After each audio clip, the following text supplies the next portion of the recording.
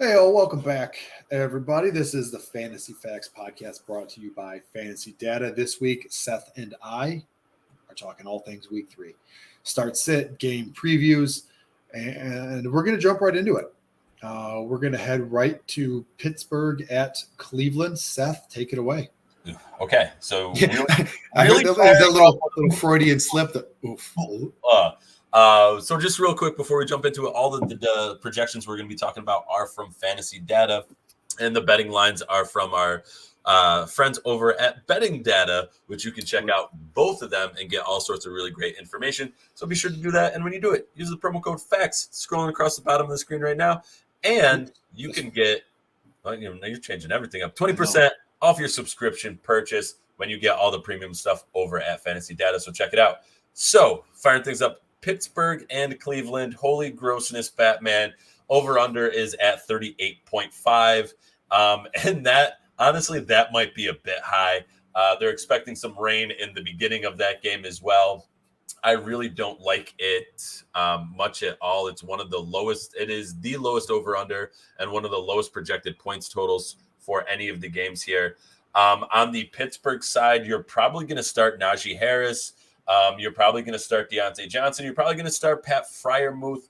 But all of them I'm really kind of low on. I am not putting flyers in on Chase Claypool or George Pickens or even Jalen Warren, who we talked about a little bit, who had kind of a potential to step up if anything happened. Najee, but he played a full game pretty much last week and seems perfectly fine.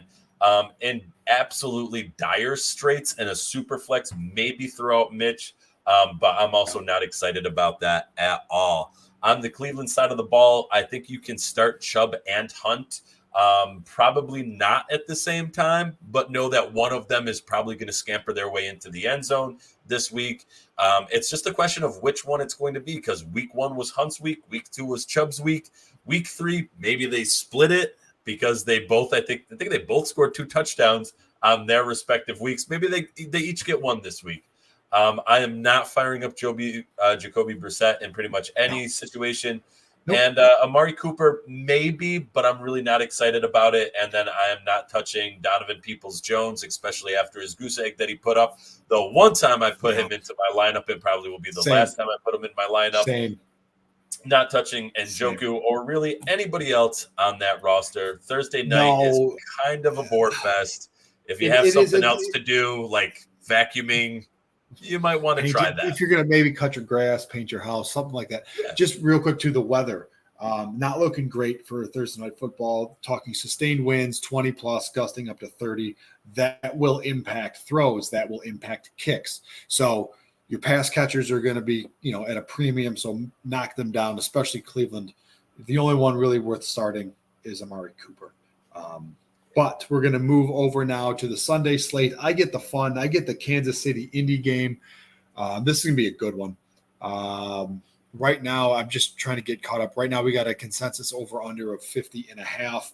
I think we're primed for a shootout here. I think this is the game we see Matt Ryan get right, because he's been a bust. Is probably right. He's probably been too strong. He's been bad. So we'll start with Indy. We got Jonathan Taylor, must start. Matt Ryan. If you have better options, I'd probably go there. I know I just said this game's probably going to be a shootout, but I'm still not comfortable starting Matt Ryan because he hasn't looked good. Yeah, right? If you have better options, you start there. And if he has a good game and he's on your bench, full disclosure, I'm not starting Matt Ryan this week. I have him in my main Dynasty Superflex League. I'm starting Jimmy G, and I'm starting Justin Herbert, unless obviously Herbert is injured. But back to Indy, you're starting Jonathan Taylor. You're definitely starting Michael Pittman. And after that, Matt Ryan is a big question mark, probably leaning towards a no. On the Kansas City side, you're starting Mahomes, you're starting Kelsey, you're starting CEH. And after that, this is where it gets into that guessing game, because like Mahomes said, it's going to be a different guy every week. The consistency here, the constant is Kelsey. You're rolling him out, no questions asked. After that, maybe Juju, maybe MVS if you have to. I wouldn't trust too many people after that in that Kansas City offense. So you're really looking at a kind of a start your studs type of game here and expecting them to perform at a high level. Now, Pittman is the one to watch because he did not play week 2. I believe he did not practice today, or I'm sorry, it's Thursday morning. He did not practice yesterday. So keep that in mind. And if Pittman doesn't go, then I'm starting Ashton Doolin. I'm not touching Paris Campbell after the goose egg last week. So keep that in mind. Yeah. I've already dropped Paris Campbell in a couple of spots. Just my love and desire for Paris Campbell completely overtook my just level-headedness typically, and he destroyed me. I had him in way too many lineups last week. All right, moving on to another game that is going to be interesting. I'm very curious what this game turns into, and that's the Baltimore Ravens New England Patriots game. Over under set at 43.5. And both teams are relatively.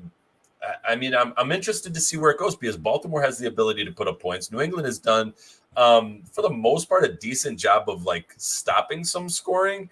But it's going to be interesting to see if New England can keep pace with the Baltimore Ravens. If you have Lamar Jackson, you're definitely starting him. Mark Andrews is a definite start as well. Bateman has been doing very well this season so far. Granted, it's only been two games, but he's had big games in both of them. He's looked the part, that's for sure. Definitely has looked the part. Duvernay is a risky sit start and like a flex option, but he has also been doing all right. The big part of this Baltimore game is going to be whether or not J.K. Dobbins going to actually play. It looks like he is moving towards healthy. At least that's the latest reports that I've seen. He does get a little bit of time getting ready for this game versus it being a Thursday night game. It's a regular Sunday 1:00 game. So I am interested to see what happens with him. I am still not putting him into my lineups unless I am just desperate at running back. I am not ready for him to be, his first week on a pitch count. So I'm not excited about J.K. Dobbins yet. I'm excited for his future, but I'm not excited to roll him out this week, even if he does get the okay to play. On the other side of the ball, Mac Jones is still that super flex, late super flex kind of start guy. Jacoby Myers is a fantastic flex play. He is going to get you that 10 to 15 PPR points just about every week, and it seems like that's going to be just fine.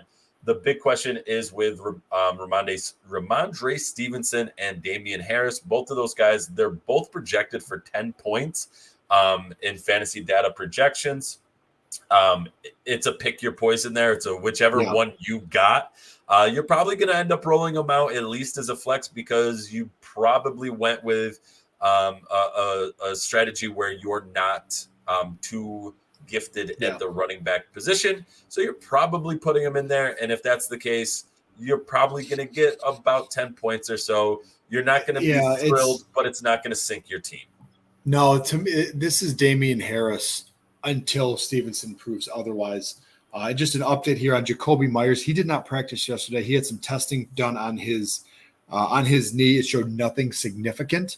So he's still in line for, I would say, a good amount of work as Baltimore has given up the most fantasy points to wide receivers this season. So even with a questionable tag, I have no problem starting Jacoby Myers this week. But let's move now to where are we? Houston at Chicago. We'll start with the Bears and David Montgomery, and that's probably it. Yeah, I don't want anyone catching the ball from Justin Fields. I don't even like maybe a super flex league. I don't even like Justin Fields. Yeah, no, I don't. He's another one of those. No. Until he proves it, right? Until he shows that he can do it, I'm not gonna start him. I don't want anyone catching the ball on Chicago. I don't want Mooney, who I just dropped in one league. I don't want Kmet. I'll take David Montgomery, and that's probably it. Moving over to the Houston side, you have Davis Mills, Brandon Cooks. Those are the two guys I'm more comfortable, especially Cooks. I'm starting him, unless I'm super deep at wide receiver. I'm starting Davis Mills. He, in my mind, is a perfect super flex quarterback. Damian Pierce is projected to put up double-digit fantasy points. I'm not convinced. I haven't bought into Dameon Pierce yet, Seth. I know you have. And after Dameon Pierce, I don't like Nico Collins. I definitely don't like OJ Howard this week. This is a game where I'd maybe start 2 people, 3 people tops between these 2 teams, right? It's Fields. I'm sorry. It's Montgomery. It's Mills. And it's Cooks. And that's it. I'm trying to avoid this game at all costs, unless it's a defense and I'm, looking at potentially a low scoring game.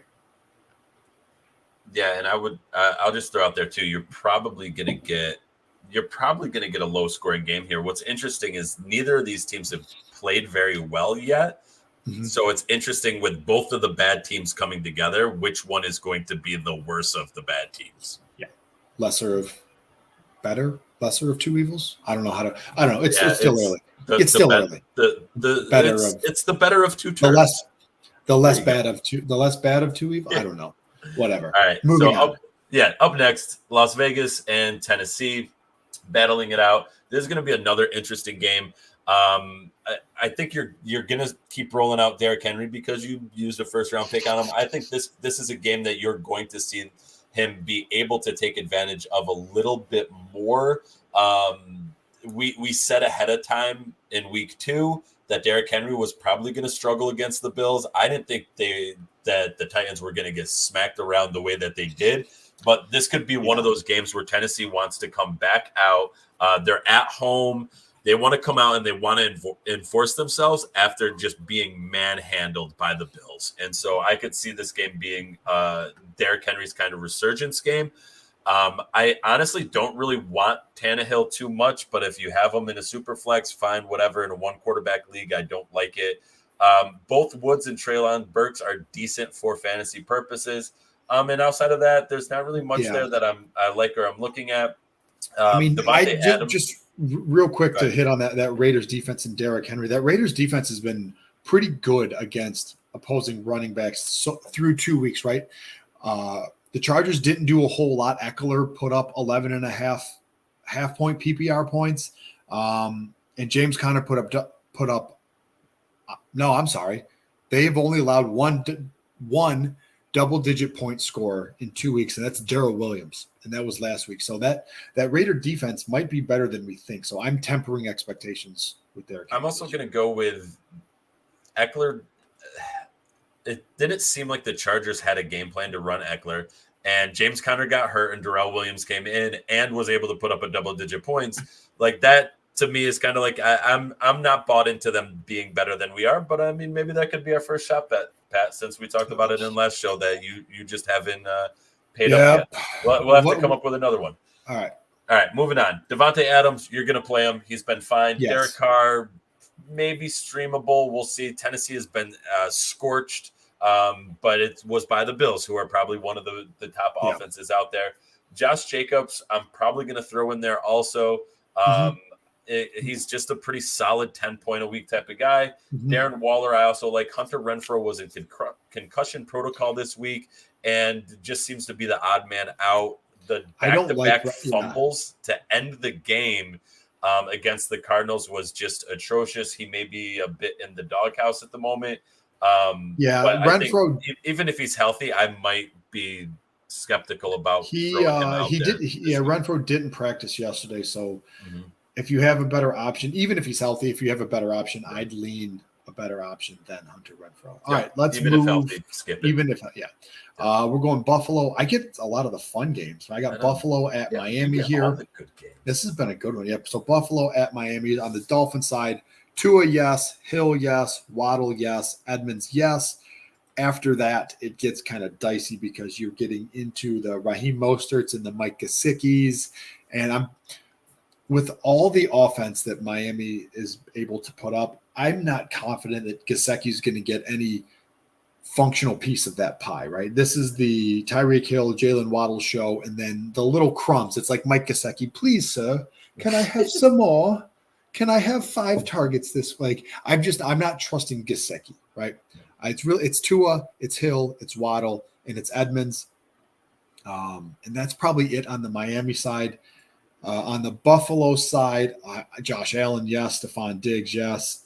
And this is where it gets dicey because Gabe Davis is still He was a late scratch last week, and I'm trying to get a quick injury update here on Gabe Davis. Let's just see. Limited in practice yesterday. If he's healthy, you're starting him because this Buffalo offense is electric. We get down into the tight ends and the running backs here. I mean, Singletary is projected for double digits. Dawson Knox is right there at 9.5. They can spread the ball around. If Davis doesn't go, I like where is he? Jake Kumerow as a streamable option here over anyone else on that Bills offense. So Isaiah McKenzie, if you haven't mentioned him already, like that's the guy that really is the streamable guy. Yeah, definitely Isaiah McKenzie. I mean, even in Gabe Davis's absence last week, he was getting a decent amount of looks. So I'm going with definitely Isaiah McKenzie as the next option there if Gabe Davis can't go. Yeah, but McKenzie last week, 3 targets, 2 catches for 37 yards. That's more than Jake Kumerow. I'm looking that up right now. You go ahead and move to the next game. Yeah, we're gonna move to the next game, which is Detroit's own Lions against the Minnesota Vikings. This is really kind of a fun game to see who's who, right? Because Minnesota came out against the Packers and beat them 23-7. Then played against the Eagles and got beat 24-7. So it's trying to figure out who the Minnesota Vikings are. It's also trying to figure out who the Lions are. The Lions look like a team that is going to run the ball and are going to gash people. So real quick, Kumerow, 3 targets, 2 catches, 50 yards. Kumerow outscored McKenzie last week. The 50 yards. Okay. Mm-hmm. Sorry, please continue talking about how good my Lions are. I love it. Yeah. I'm excited to start Swift. Jamal Williams, who's not projected for much, is still getting kind of goal line rushing attempts and getting work in that offense, especially when Swift rips off another 50-yarder and needs a quick breather. Jamal Williams is getting in there again. 2 of them. Yeah. Amon-Ra St. Brown is the highest projected. He's a stud. You're rolling him out. He's looking like I don't want to say Cooper Kupp-like, but he's looking like the guy that you got later in drafts that is going to really float your team and potentially lead you to the promised land. So Amon-Ra St. Brown looks absolutely the part. Jared Goff looks the part of a backup or super flex type of guy. I don't think you're going to get massive games out of him, but you're going to get 15 to 20 points, maybe a 25-point game, especially against this Minnesota team that just got torched by the Eagles. And Hawkinson, they're projecting him as double digits. It's kind of like, okay, maybe, but not really. I'm so low on Hawkinson this year. Yeah. Especially this week. So there you go. All right.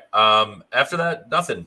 Shark put up a goose egg. It looked like he was going to do something in that game, and last week it just did nothing.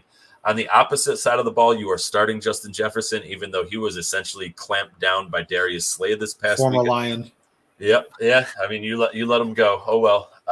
Kirk Cousins projected for 20 points. I feel like that's possibly a bit high in this one, but I could see Justin Jefferson and Kirk kind of coming back out and trying to really establish themselves after just a piss poor game this past week against the Eagles. Dalvin Cook is projected for 19 points, one of the highest projected running backs.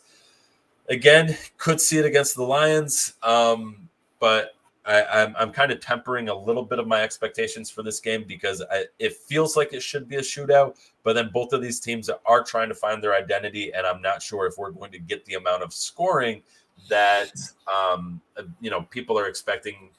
Vegas has them at 52.5. Oof. I think that is going to go under, and I think you're probably going to get a little bit of underperformance out of one of these two teams.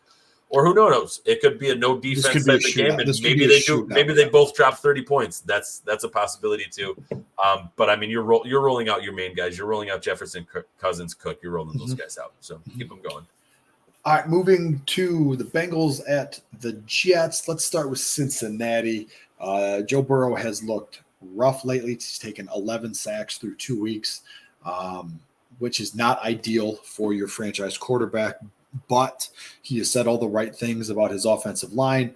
I'm looking for a bounce back game here because the Bengals are a very good team. You and I have been very high on their offense this year. So, I'm rolling out, maybe not in a one quarterback league, but Joe Burrow, I'm rolling out everywhere else. Jamar Chase, yes. Joe Mixon, yes. T. Higgins, absolutely. Tyler Boyd, Hayden Hurst.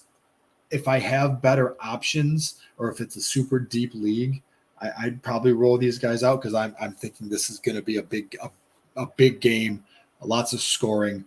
On the other side with the Jets, Joe Flacco, super flex maybe, but his time is limited as Zach Wilson is getting healthier by the day. Garrett Wilson coming off a breakout performance is a must start. Michael Carter and Breece Hall and Elijah Moore all projected double-digit points as well. I have no problem if you want to start any of those guys. Really, just temper the expectations. And I believe it was week 1 where Michael Carter was the most targeted player on the Jets team. So if the Jets fall behind early, look for Michael Carter to pick up a lot of those targets like he did back in week 1. I'm not looking at a Corey Davis or a Tyler Conklin here. I mean, there's some touchdown upside, but that's about it. I think there are better options out there at the tight end position for you this week. So again, Flacco, Wilson, Carter, Moore, Hall on the Jets, Burrow, Chase, Mixon, and Higgins for the Bengals. I like it. All right, moving on to Philly and Washington. We get a divisional showdown in the NFC East. Philly definitely looks the part of, and coming from a Cowboys fan, they look the part of the NFC East winners right now. Jalen Hurts is putting up points. He's an auto start for you if you have him. A.J. Brown, again, you're starting him if you got him. And then you're probably rolling out Sanders. I would say maybe as a flex play there. Goddard, you're throwing into the lineup if you have him because there's not really much else out there for tight end. Devonta Smith projected for 11 points. He's kind of been the odd man out so far. I'm not really starting any of the other guys. If I have Gainwell, he's sitting on my bench. If I have Boston Scott, he's sitting on my bench. Like they're involving all those guys in the rushing game because the Eagles still want to run the ball. But not enough for them to be fantasy relevant. Exactly. If something happens to Sanders, sure, one of those guys gets their chance. It's probably going to be Gainwell because he's still getting his chances right now. But I think it's Sanders. I don't mind him as a flex play. I really don't like him in the running back position, but I don't mind him as a flex play. Carson Wentz, this may be the first time of the season that you bench Carson Wentz. Week 1, you probably didn't start Carson Wentz, but he did absolutely phenomenal week 1 and week 2. This is the week after what the Eagles just did to the Vikings. I might be sitting Carson Wentz. It may be a game that we see Antonio Gibson doing a bit more, especially after the Eagles let the Lions just essentially run all over them. So that may be something that we see Antonio Gibson getting a little bit more play. If you have him, love him as a flex play. You probably don't need him as your RB1 or RB2 because you got Gibson most likely super late in your league. I do like Terry McLaurin and Curtis Samuel and possibly Dotson as a throw in there. It does get a bit dicey with this defense. Dotson may become the guy since I would assume you're probably going to get Darius Slay on Terry McLaurin, shutting that down. So that may mean a little bit more for Curtis Samuel and Jahan Dotson. And then McKissick and Logan, I don't feel good about them, but they're one of those types of guys where if you're desperate, you might be able to sprinkle them into a couple of lineups and see what you get out of them. But they're going to be essentially Logan Thomas is going to be touchdown dependent and JD McKissick is going to be PPR dependent, which you knew when you drafted JD McKissick, that's what you were getting. So there is the Eagles and Commanders. All right, let's go New Orleans at Carolina. We'll start on Carolina. Your Christian McCaffrey must start. Baker Mayfield, you're probably rolling out in Superflex leagues. I don't trust him enough yet in a one quarterback league. DJ Moore, Robbie Anderson, both guys. I'm way more comfortable starting DJ Moore than I am Robbie Anderson, but Robbie Anderson has come on strong lately. Let's see. Robbie Anderson, actually at week 1, great. Week 2, not so great. This week against the Saints, I would expect a better game, more than 2.5 half PPR points. So look for a bounce back game from old Robbie Anderson. After that, there's not much, honestly. There's not much on the Carolina side. It's McCaffrey, Baker, DJ Moore, and maybe Robbie Anderson. Moving over to New Orleans, you have Jameis Winston, who struggled last week against the Bucs defense. Carolina's defense is not as good as Tampa Bay's. I expect, again, a bounce-back game from Jameis. Michael Thomas looking like the Michael Thomas of old.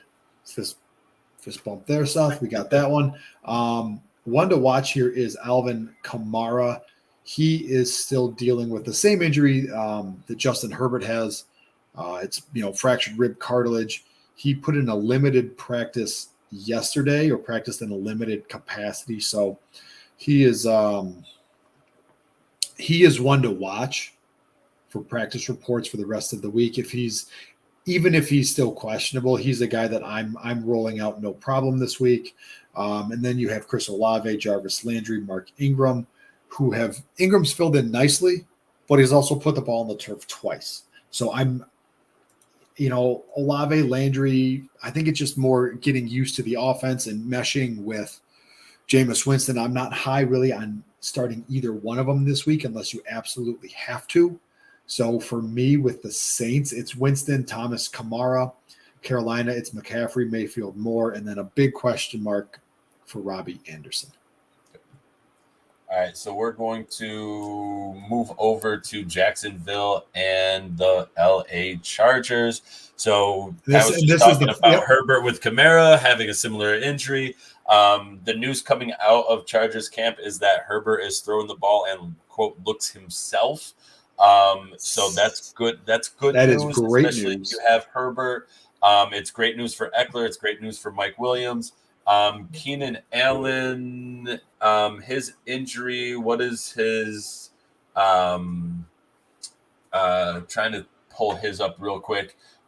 Look up that one real quick for me, Pat, and I'll keep going because he what am I looking? Sorry, Keenan Allen's latest injury news. Gotcha. Thank you. But in this game, Jacksonville has been quite the surprise, shutting out the Colts week 2. But Trevor Lawrence is playable if you have him, especially in Superflex and one quarterback leagues. I'm not excited to play him. Christian Kirk has looked absolutely the part and has been doing just fine. You're rolling him out if you have him. Again, as like your wide receiver 3, maybe a flex play because you got him absolutely dirt cheap. James Robinson is still a go until he's not, which is kind of surprising, especially coming off the ankle injury. And Travis Etienne, I feel like, is a bench until he's not, until he can show a little bit more. The problem with Etienne, though, is where you had to get him makes him a whole lot more difficult for you to be able to keep sitting on your bench.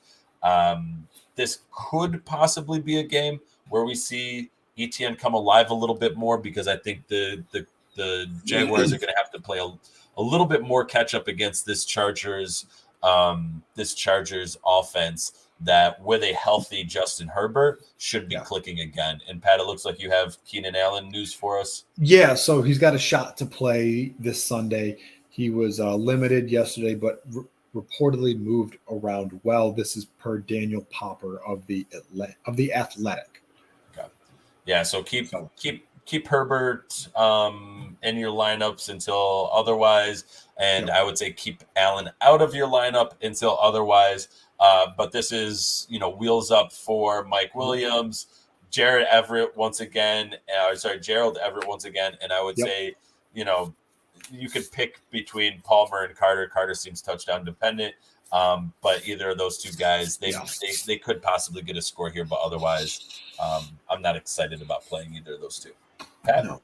All right, let's go into Green Bay at Tampa Bay. We're into the 4:00 games now, so we got Green Bay at Tampa Bay.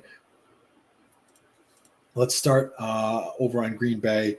You're starting Aaron Rodgers. You're starting Aaron Jones. You're starting A.J. Dillon. Allen Lazard is back. He a light involvement for him, and I'm trying to pull that up real quick. But he's a guy that proved last week he can play while he's not fully healthy. So Lazard last week, 3 targets, 2 catches, 13 yards, and a score. He limited at Wednesday's practice. So, as he ramps back up to game speed, he will get more involved. I like Lazard as a guy to start every week.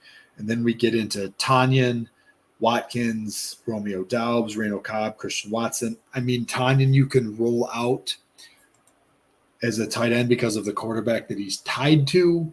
As far as the other 4 wide receivers, it's kind of pick your poison. I'm not liking really any of them this week. I'll take my chances with Lazard, Dillon, and Jones. And then a tier or 2 down is Robert Tanyan. If we move over to the Tampa Bay side, Tom Brady is looking rough. I don't think he's startable this week in any format. I'm not starting Tom Brady in any format. 1 quarterback super flex. They are down. Evans is suspended. Julio Jones is, I don't know if he's out yet. I know he, last I saw, was questionable. He missed practice again yesterday. I'm trying to do all this on the fly. So Godwin is still out. So you're looking at a pass catching core of Russell Gage, Rashad Perriman, Scotty Miller. I mean, it's not looking good. Really, the only one here that's startable is Lenny Fournette. I'm trying to stay away from Tampa Bay. I mean, yes, somebody's got to catch the ball, and it's probably Russell Gage, but I don't have a whole lot of confidence in Tom Brady anymore. So, yeah, that's about it. I mean, I'm not liking much on the Tampa Bay side. I like the Green Bay players a lot more. Yeah. All right. Moving on to the Rams and Cardinals. This is going to be an interesting matchup here. Over under 48.5. One of the highest points projections of the week for fantasy. For me, it's really interesting too because the Rams have just not really looked the part of Super Bowl champions. Getting shellacked by the Bills week 1 and then squeaking out a victory against the Falcons in week 2 with a 31-27 victory. So coming up against the Rams, traveling to the Cardinals makes this a game a lot of fun. You're going to be starting. There's a whole lot of studs that you're going to be starting in this game. You're going to be starting Cooper Kupp, who's the highest projected skill player. Again, PPR, that's going to be the case. You're going to be starting both Kyler Murray and Matt Stafford. Both of those quarterbacks, you're going to be firing them up. James Conner looks like he's not going to have any long-term issues with his ankle injury. I don't think he's gotten enough full practice yet, but that's the one thing to keep an eye on. Marquise Brown, you're going to be firing up for the Cardinals. You're going to be firing up Zach Ertz. I really like him as an option here. Greg Dortch, I think, is a fine option as well. It'd be interesting to see what's going on with AJ Green, Rondell Moore. From our show, I actually went out and picked up Dortch and Noah Brown in a couple spots because they were available. So I'm taking our own advice, which we usually do. Yeah, we try. And then the biggest question of this game is going to be, what do the Rams do with the running back position? After week 1 of Cam Akers getting absolutely nothing, he had 3 carries. He led the Rams backfield in carries this past week, but Darrell Henderson was still equally involved. So it's going to be really interesting to see which running back really solidifies themselves. Are we getting the nightmare situation of you just won't know who it's going to be from a week out basis? That's the one. And then lastly, Tyler Higbee has proven to be just a fine start. With Stafford, struggling with his left tackle and just kind of using Higbee and Cooper Kupp as safety blankets. I really like him as a play. And I think this game, being one of the, higher over-unders of 48.5, I think this game definitely goes over that. This is my high-scoring game of the week. I'm excited to fire up pretty much everybody in this lineup. Yeah. Except for, again, Henderson and Akers, because you have multiple, almost double-digit guys worth starting out of this game. All right, I'm going Atlanta at Seattle. Let's start on the Falcons side. Marcus Mariota, I mean, Mariota's getting it done. He's a super flex quarterback in my mind. We're not looking at him in a one quarterback league, although he does offer running options. He's no Jalen Hurts, but he's mobile enough to pick up a few yards here and there. Drake London is a guy that I'm starting with a lot of confidence this week. He looks good. He's starting to get more targets from Mariota. Cordarrelle Patterson's another guy I'm rolling out with confidence this week. They're trying to get him the ball. They're trying to keep him involved. The big name here that everybody wants to see, that everybody has questions about, is Kyle Pitts. Kyle Pitts is not a guy that I have him across the board in a couple of leagues. I'm starting him every week. It's not even a question. You're taking the bad with the hopes that the good will come. And I believe I did it again. I saw a great tweet. I'm like, I got to talk about this. And I forget who it was from, but it was basically saying Mark Andrews, the start of his 2021 season, he had 10 targets, 2 catches for like 77 yards through 2 games. He had an abysmal start. And he finished that year with like 1,400 yards and 10 touchdowns. Don't let a bad start cloud your judgment on a guy that is talented. So I'm taking the good and the bad with Kyle Pitts. I'm starting him with confidence this week. I think you should too. I wouldn't hit the panic button just yet. Yeah, I don't know about confidence right now, but I'm starting it. Like it's the rational decision. Yes. Confidence is like I wouldn't say confidence, but I am starting. I'm starting him as well. All right, let's go over to the Seattle side. Geno Smith. I'm not a big Geno guy. I don't see it.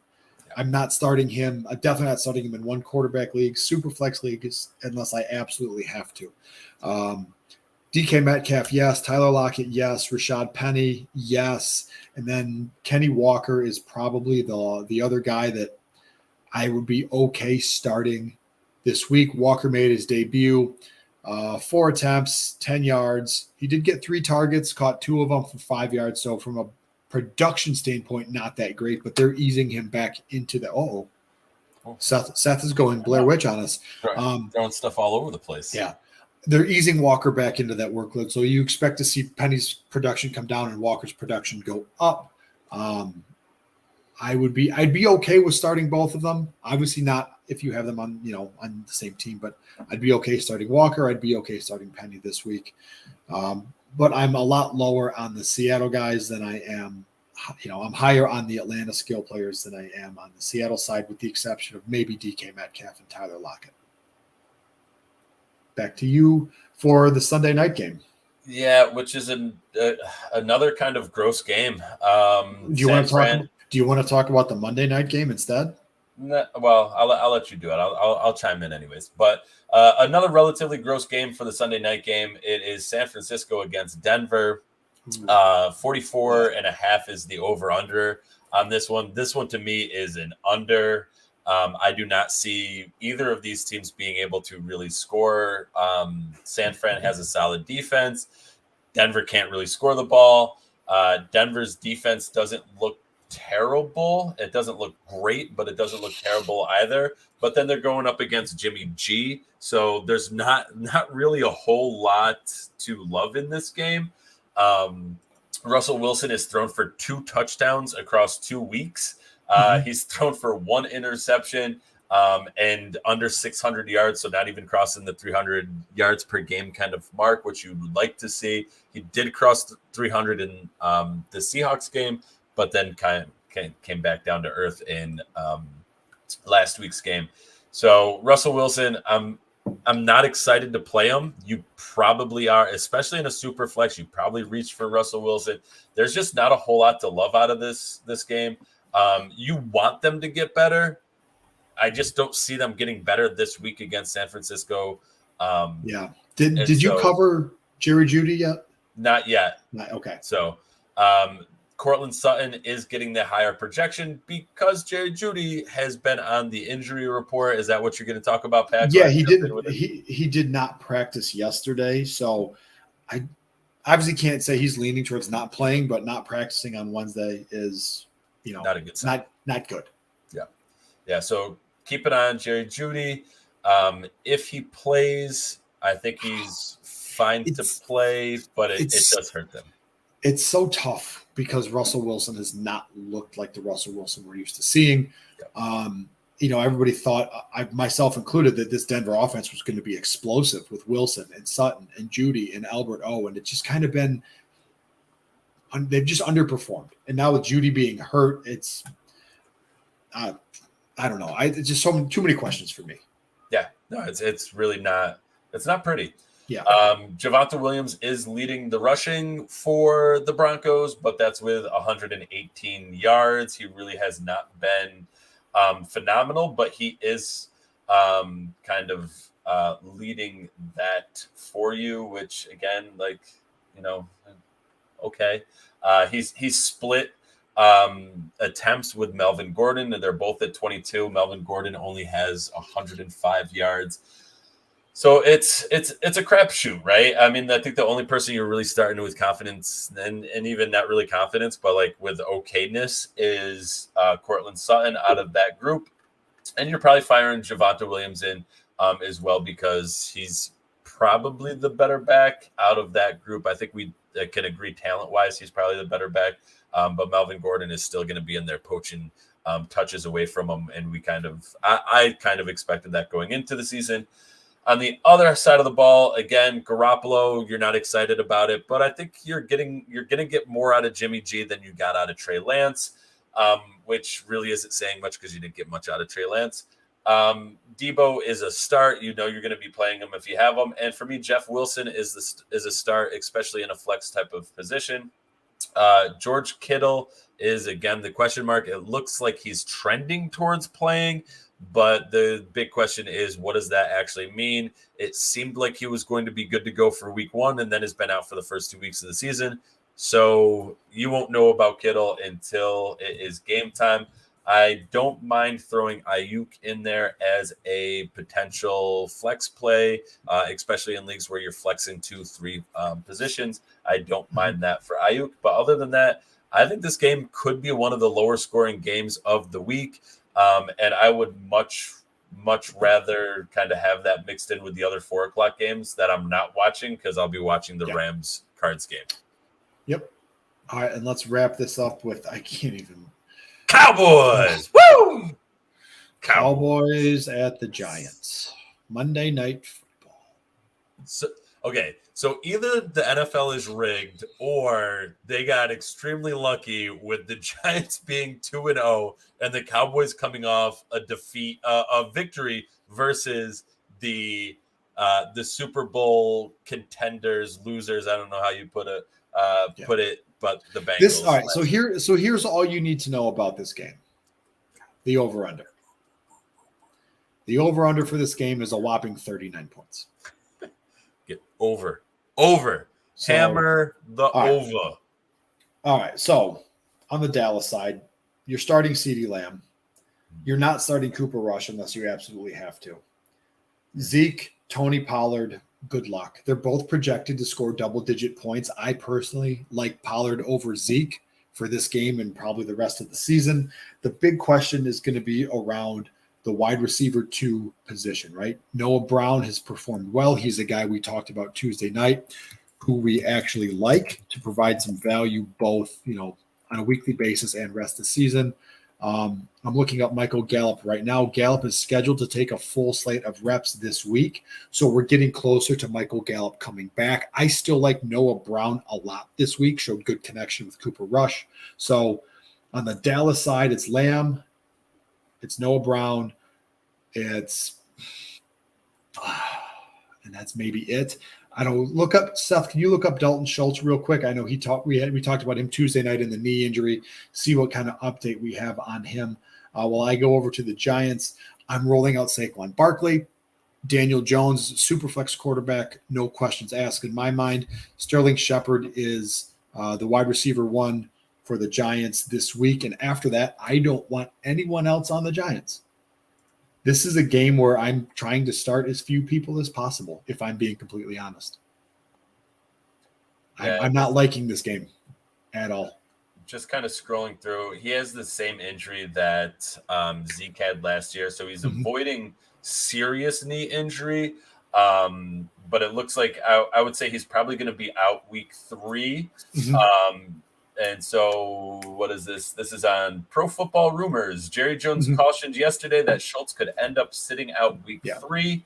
I think that's going to be probably more of a likelihood than rumors kind of make it sound like. So you're sitting Schultz, but hopefully that means I think you could probably start Zeke and Pollard in this game. I think Pollard is going to get some receiving.